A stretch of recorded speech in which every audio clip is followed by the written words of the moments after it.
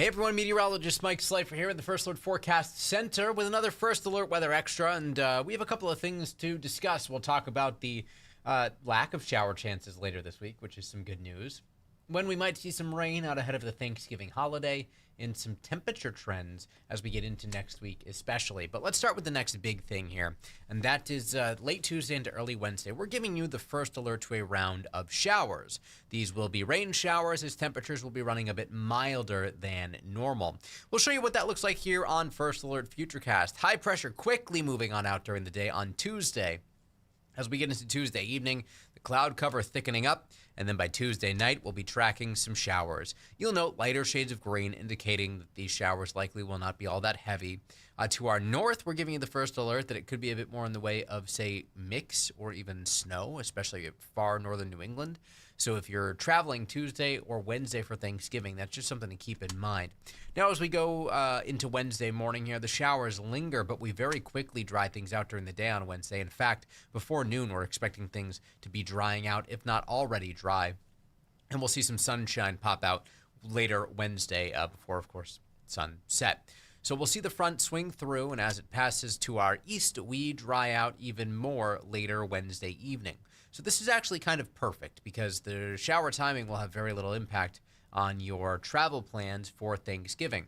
Tuesday, daylight hours dry. Wednesday, daylight hours mainly dry. It's Tuesday night where things will be a bit wet. And we actually could still use a bit of rain. We are running a deficit for the month and for the season for the Hartford area with just a 1-inch surplus if we go back to the start of the year. And given the way things are looking over the next week, well, we likely could knock out that entire surplus. We certainly are not looking at any substantial chances for showers outside of that Tuesday, Wednesday time frame. We do have some good news to pass along, and that's that the drought monitor is much improved. We're looking great, actually, for most of the state. Some abnormally dry spots popping up in western and southern Connecticut, but given perhaps more unsettled weather, we could see those get knocked out entirely. It's also worth mentioning that this time of year, when the sun isn't as strong, we don't evaporate any rain or anything like that quite as quickly. So it allows the rainwater to actually soak into the ground a bit. Pardon me. A bit better, and that will ultimately help to replenish water tables in the ground and things like that. So overall beneficial, and that's why we were never too concerned about the drought, unless, of course, things stayed completely dry. But typically this time of year, things do become a bit more unsettled. Today was a big day for us. It's when the Hartford area, a normal high, fell to 50 degrees. And we did end the day a little bit cooler than this. Temperatures more typical of late November or early December.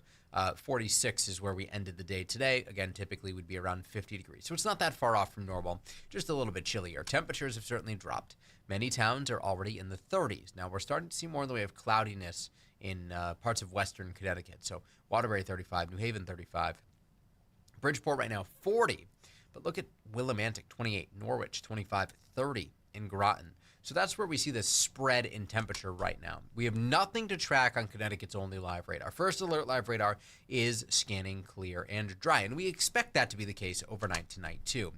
Over the last 6 hours, though, we've been watching as the clouds have been getting ready to move into western Connecticut. We can see some of the thicker clouds moving into the Hudson Valley right now.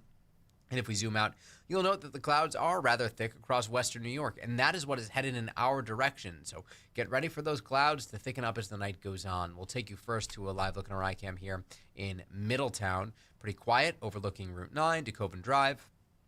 Not much to chat about right now in central Connecticut. A live look in our iCam here in Windsor Lock showing 33 and a calm wind, and we still have a mainly clear sky at Bradley, so temperatures have fallen back quite a bit from their peak earlier today. Here's a live look in our iCam in New London. We have light northerly winds around 3 miles per hour. It's 30 degrees currently and dry. And we'll finish off with a live look in our iCam here in Waterbury 35. Note the flag is completely limp, a light to calm wind as we look live from atop the Mattatuck Museum. So this is sort of a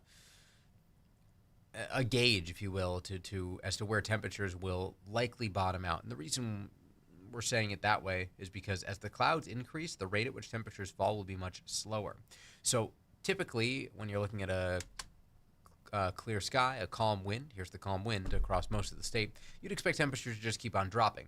And while we do expect many towns inland to end up in the mid and upper 20s, maybe some low 30s along the shoreline, that increase in cloudiness will help temperatures plateau a bit. So we'll likely see our low temperatures reach in the next few hours, and then they'll essentially hold steady into the pre-dawn hours tomorrow.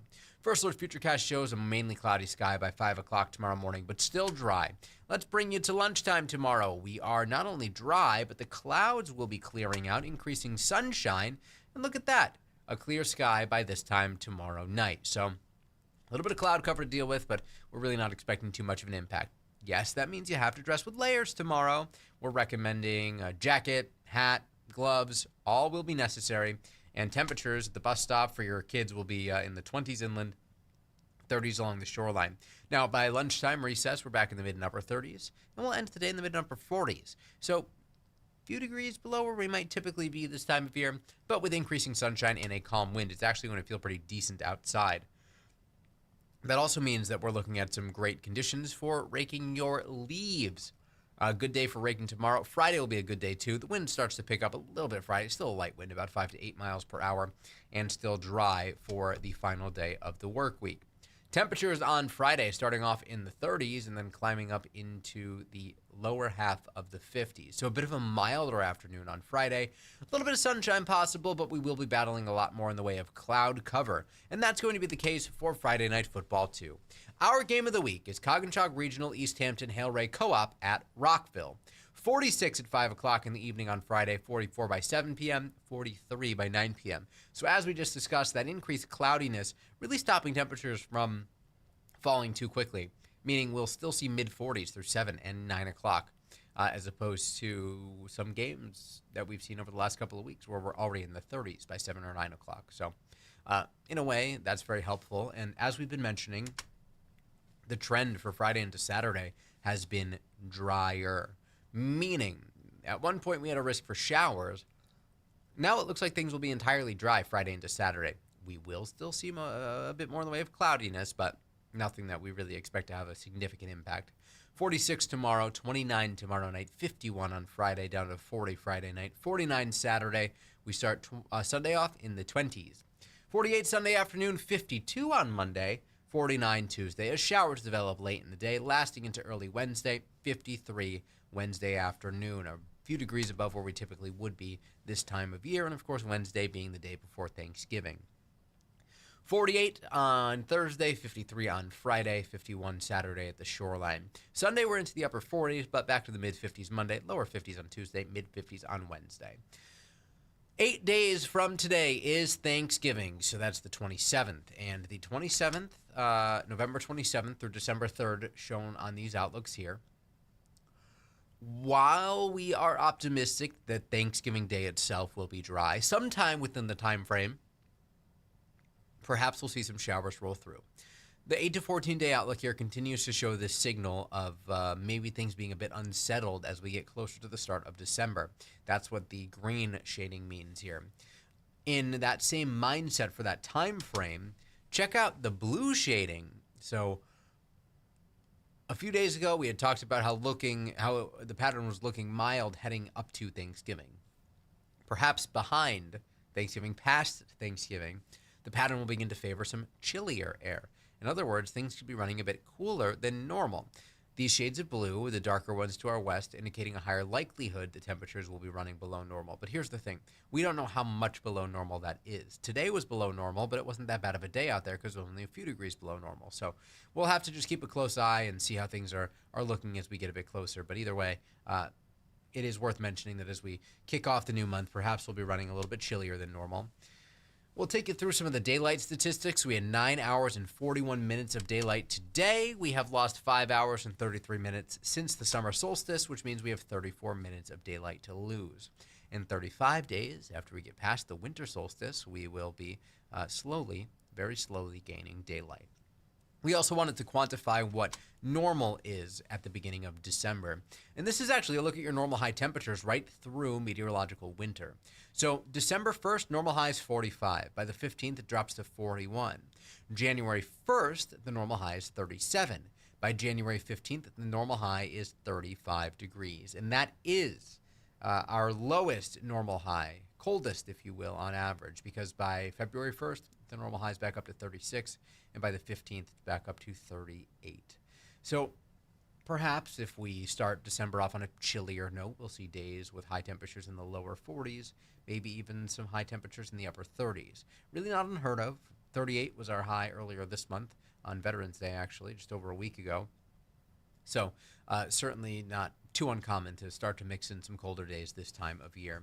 One final check here, the First Alert 7-day forecast, though. Over the next 7 days, things are going to be near, if not above, normal. The exception being tomorrow, where temperatures will be running a few degrees below normal. But still seasonable for this time of year. And our next chance for showers Tuesday into Wednesday. We'll have another First Alert Weather Extra streaming live here on WFSB Plus tomorrow morning at 8 a.m. And, of course, you can always get the forecast on the Wax at 10, Channel 3 tonight at 11, and all morning long with Scott Haney and Tyler Hughes. We will see you back on the Wax in about 20 minutes. We hope you'll join us then.